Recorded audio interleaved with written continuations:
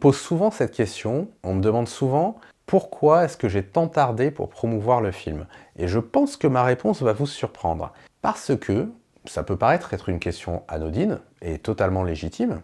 C'est vrai, normalement un film, on commence la promotion bien avant que le film soit terminé, etc. On fait des bandes annonces, on commence à en parler, on monte des images de tournage, on dit qu'on y est, etc. Et en fait, avant ce film, il y avait un film qui s'appelait Léa.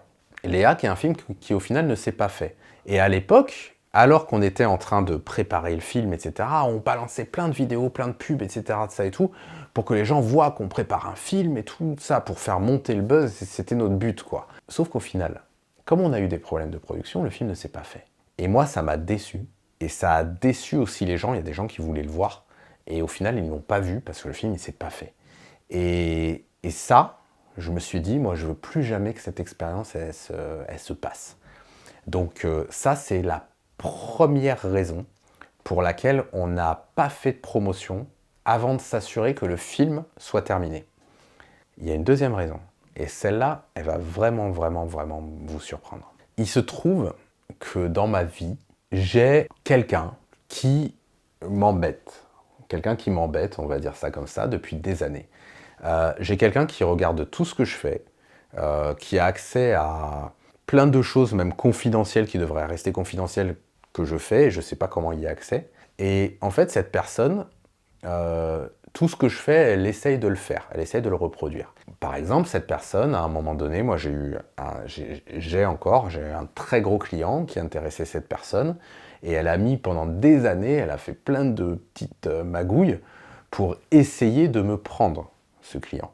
Et aujourd'hui, cette personne, elle a réussi à me prendre, chez ce client qui est un très gros client, elle a réussi à me prendre toute une partie des prestations que j'avais chez ce client.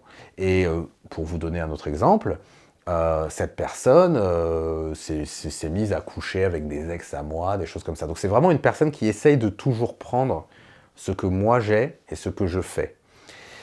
Seulement, comme cette personne est riche et que moi je ne le suis pas, il y avait un problème là-dessus. C'est que si je me mettais à faire la promotion de ce film que j'avais autoproduit, je savais que cette personne allait autoproduire également son film, et grâce à l'argent supplémentaire que cette personne a et que moi je n'ai pas, elle allait surtout réussir à ce que son film qu'elle allait autoproduire après le mien, elle allait réussir à le sortir avant le mien.